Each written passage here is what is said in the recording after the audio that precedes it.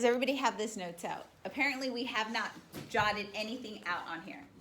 Okay, so we're going to see the Great Depression is going to last from 1929 to 1941. What do you think happens in 1941?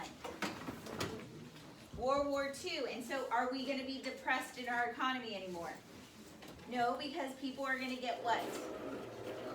They're going to get jobs. And we're going to see the Depression will be over. It is going to be one of the longest in U.S. history next to the Great Recession.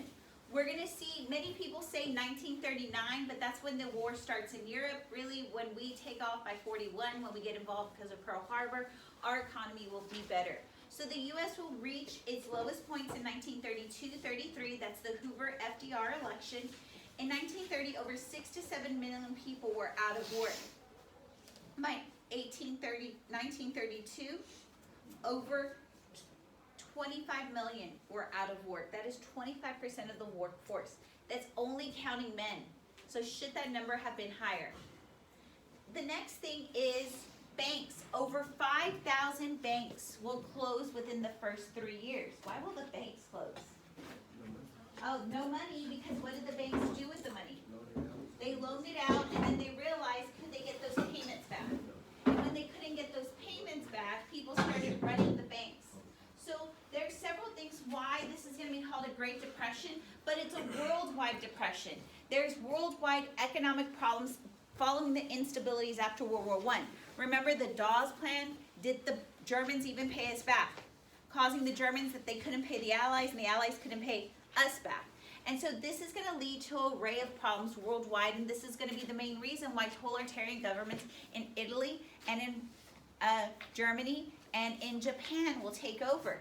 We're going to see the sales of American products in foreign markets slowed because of the tariffs. The tariffs will make those goods more expensive. Foreigners will want those goods.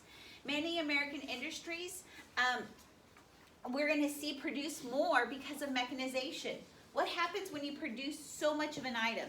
What happens to the price? It goes down, and so they're going to have to lay off workers.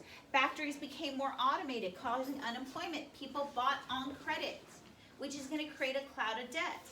And when people have a cloud of debt, do they need to purchase anymore? We're going to see many corporations had misleading or false information on their stock. So this is called stock watering. It's equivalent to what a lot of cattle ranchers used to do. They used to feed their cattle salt so the cattle could drink what?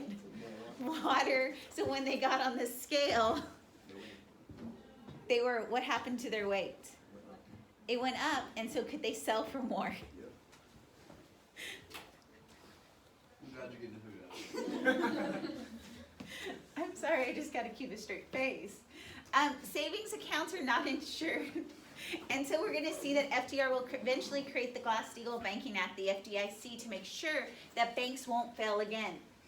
There was going to be no effort made by the government to fix this problem because in the 1920s, what philosophy did our Republicans return to?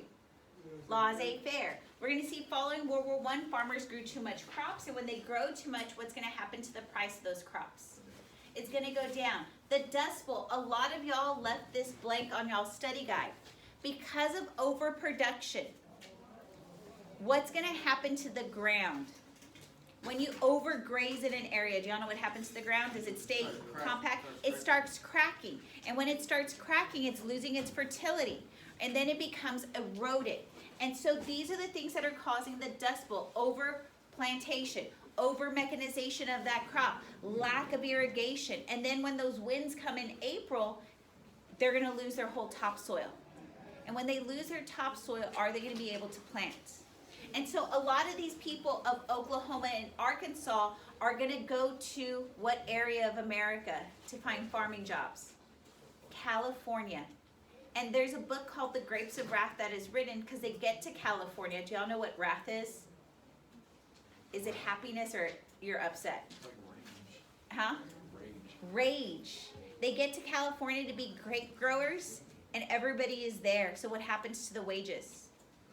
Goes down. So y'all read John Steinbeck like last year of Mice and Men. He writes another book at this time, Grapes of Wrath, that focuses on the people who are affected by the Dust Bowl going to California to get those grape growing jobs, and they can't get them. Okay? Yeah, and then they leave. Okay? We're going to see the government tax cuts only did it for the business men, right? But did they go back into their business? We're going to see Great Britain will raise its interest rates, and there's going to be an unequal distribution of income. So basically, it comes down to these things: high tariffs, tax cuts, laissez-faire, the breaking up of companies that did not happen because of the antitrust laws, no effort to regulate the stock market, deflation, and the Federal Reserve not running the right policy. So essentially, in the 20s, we saw, there was a question on the causes of the Great Depression reading. Y'all had to explain what the boom to bust cycle was. The boom is basically our economy doing good. It's taking off, right? People are buying stocks, and they're causing the price to go up. Eventually, the price gets so high that some of those investors want to sell. And when everybody puts their stock to sell, and there's a lot more stock, what happens to the price? It goes down, causing, y'all see the little downward slide? And then people freak out when it's here, right?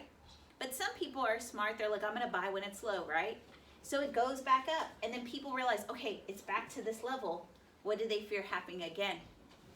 So then people put all of their stock on the market, and then it leads to that bust, okay? Are we okay with the causes? Now what we're gonna